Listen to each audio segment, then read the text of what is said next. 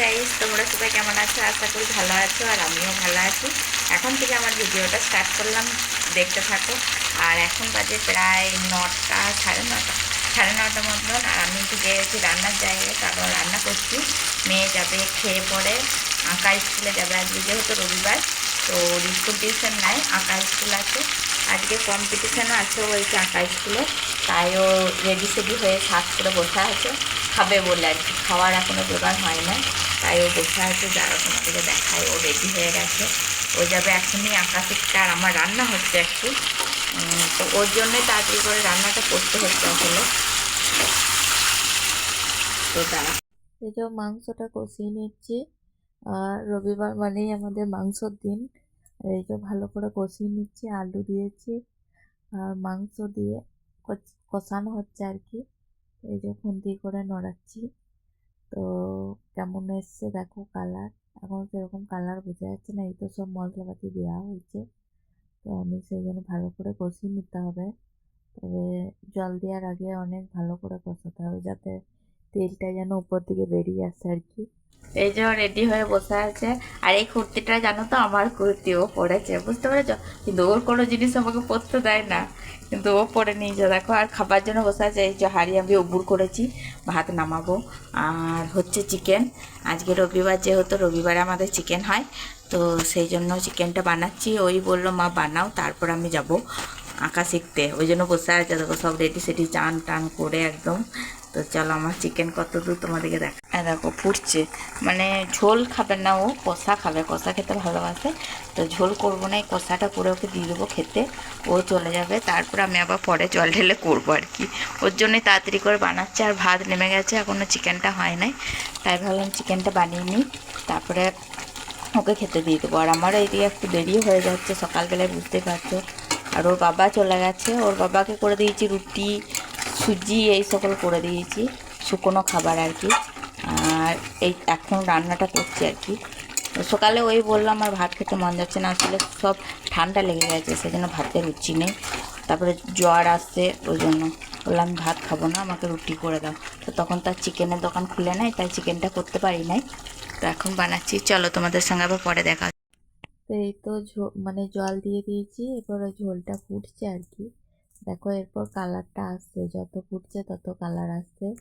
তো এই যে, আর কালার বলতে আমি কিন্তু কালার কোনো ইউজ করি নাই, আমি জাস্ট লঙ্কা দিয়েছি বাটাতে, সেই বাটার রঙেই রং হচ্ছে আর কি। তো এই যে ফুটে যাচ্ছে ভালো করে। এই যে মাংস ঝোল রেডি হয়ে গেছে, আমার রান্না হয়ে গেছে, লাল লাল ঝোল হয়ে গেছে। আর রবিবার রবিবার আমাদের মাংস হয়, তোমরা জানো অবশ্যই। মানে যত রবিবার হয়েছে ততটা রবিবারই তোমাদেরকে রান্না দেখিয়েছি, শেয়ার করেছি আর কি। এই যে রান্না হয়েছে, আর তোমার দাদা ভাইয়ের জন্য সুজি বানিয়েছিলাম, সুজি আর পরোটা। তো এই টিফিন নিয়ে গেছে, তো সেই সুজি রয়ে গেছে, অনেকটাই করেছিলাম আসলে। মেয়েটা সুজি খেতে খুব ভালোবাসে, তাই একটু বেশি করেই করেছি। আর এই যে আছে, এটা ও সেই বিকেলবেলায় খাবে, ওই জন্য রেখে দিয়েছি। চা বাঁধলে ভালো লাগে আর কি খেতে, তো তখন খাবে। আর এই যে মাংস ঝোল নামিয়ে নিয়েছি, তাই তোমাদের সঙ্গে একবার শেয়ার করে নিলাম। তো চলো, এই যে আঁকা শিখে চলে এসছে। আর আঁকাতে বলছিলাম আজকে কম্পিটিশান হবে, তো হয়েছে কম্পিটিশান। এই দেখো প্রাইজ পেয়েছে, একটা পেন আর একটা পেন্সিল বক্স, বোধহয় ফার্স্টই হয়েছে। তো কম্পিটিশান বলতে ওখানে যারা আঁকছে তাদের মধ্যেই হয়েছে, তো বড়দের মধ্যে হয়েছিল। তো এইখানের মধ্যেও ফার্স্ট হয়েছে দেখো। খোলার জন্য তো একদম মরে যাচ্ছিলো, তা আমি স্নান করছিলাম, ওই জন্য ও খুলতে পারিনি। তো এই দেখো চলে আসছে। কি এঁকে নিয়ে এলি তা কম্পিটিশন। সত্যজিৎ রায় এঁকেছি। কম্পিটিশানে ইয়ে করা আছে, নিয়ে নিয়েছে না রয়েছে? নিয়ে নিয়েছে। এসেছিল ওই দাদুটা, ওই সিলেক্ট করলো। এই যে আঁকা চলছে। কি পেয়েছে দেখো, ওই একটা পেন দিয়েছে। কিন্তু এই বছর অনেকগুলো কম্পিটিশানেও অনেক প্রাইজ এনেছে, এবছর অনেক প্রাইজ এনেছে আঁকাতেই শুধু। তবে ফার্স্টই হয়েছে প্রত্যেক জায়গায়, সেকেন্ড কোনো জায়গায় হয়নি, তো ফার্স্টই হয়েছে। আগে তো এটা পড়াশোনায় ছিল, জিরো থেকে যখন পড়াশোনা করতো, তখন ওই একটা শান্তিনিকেতন বিদ্যাপীঠে পড়তো, তো ওখানে ফার্স্টই হতো প্রতি বছর। যখন থেকে গার্লসে গিয়েছে 5-এ তখন থেকে দুটো ডান্না গজিয়ে গিয়েছে, আর পড়াশোনায় হতে পারে না, আঁকাতে পারে তখন থেকে আঁকাতে হয়ে গিয়েছে, আর পড়াশোনা একদম ফালতু হয়ে গিয়েছে, তাই তো নাকি?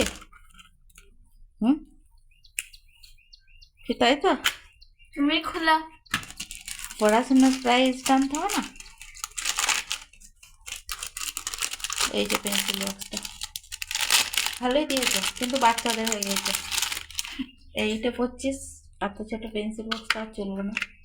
Cute pencil. হ্যাঁ, পেন্সিল বক্সটা দেখতে খুব সুন্দর।